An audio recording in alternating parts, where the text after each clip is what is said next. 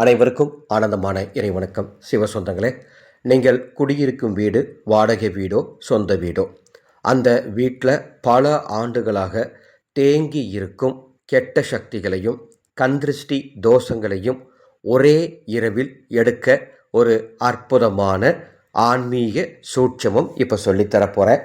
நம்பிக்கையோடு செய்யுங்க. இதை 3 மாதத்துக்கு ஒரு முறை தொடர்ந்து செய்யணும். 3 தடவை செஞ்சால் போதும். 3 மாதத்துக்கு ஒரு முறை தொடர்ந்து பண்ணணும். 3 தடவை செஞ்சால் போதும். இதை என்னைக்கு செய்யணும்னா, சனிக்கிழமை இரவு நான் சொல்கிறத செஞ்சுட்டு ஞாயிற்றுக்கிழமை திருஷ்டி கழிக்கலாம். அல்லது அமாவாசைக்கு முந்தின நாள் அதை செஞ்சுட்டு அமாவாசை அன்னைக்கு திருஷ்டி கழிக்கலாம். எப்படின்னு சொல்கிறேன், கேட்டுட்டு நீங்கள் என்றைக்கு செய்யணும்னு முடிவு பண்ணிக்கோங்க.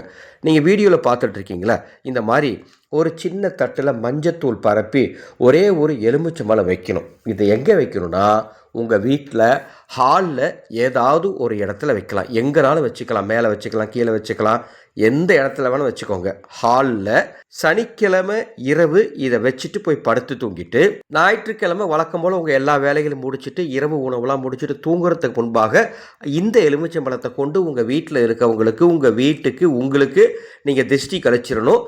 அந்த மஞ்சளையும் அப்புறப்படுத்திடணும். அப்படி செய்யலாம். அல்லது அமாவாசைக்கு முந்தின நாள் இரவு அதை உங்கள் வீட்டில் ஹாலில் வச்சுட்டு அமாவாசை அன்னைக்கு எல்லா வேலையும் முடிச்சுட்டு இரவு தூங்குறதுக்கு முன்னால் திருஷ்டி கழிப்பீங்களா, அப்போ இந்த எலுமிச்சம்பழத்தை எடுத்து திருஷ்டி கழிச்சிட்டு அந்த மஞ்சளோட தூக்கி வெளியே போட்டுடணும்.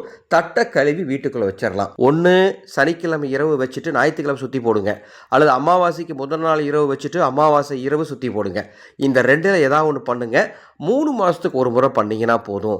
இதை தொடர்ந்து ஒரு 3 தடவை பண்ணிட்டீங்கன்னா நிச்சயம் சொல்கிறேன், அந்த வீட்டில் இருக்கக்கூடிய எத்துணை வருட திருஷ்டி தோஷமாக இருந்தாலும் சரி, எத்துணை தீய சக்தி பிரச்சனையாக இருந்தாலும் சரி, அத்துணையும் வெளியே போயிடும். நம்பிக்கையோடு செய்யுங்க, நல்லது நடக்கும். இது போன்ற தொடர்ந்து ஆன்மீக சூட்சமங்களையும் வழிபாடுகளையும் பரிகாரங்களையும் தெரிந்து கொள்ள ஆனந்த ஒளி டிவி யூடியூப் சேனலை சப்ஸ்கிரைப் பண்ணிக்கோங்க. பக்கத்தில் இருக்க பெல் ஐக்கானை ப்ரெஸ் பண்ணுங்கள். மேலும் உங்களுக்கு வேறு எந்த பிரச்சனைகளுக்கு தீர்வு மற்றும் பரிகாரம் தெரிந்து கொள்ள வேண்டுமென்றாலும் கமெண்ட் பாக்ஸில் டைப் பண்ணுங்கள். நிச்சயம் அதற்காக ஒரு பதிவு தருகின்றோம். மீண்டும் அடுத்த ஒரு பதிவில் சந்திக்கின்றேன்.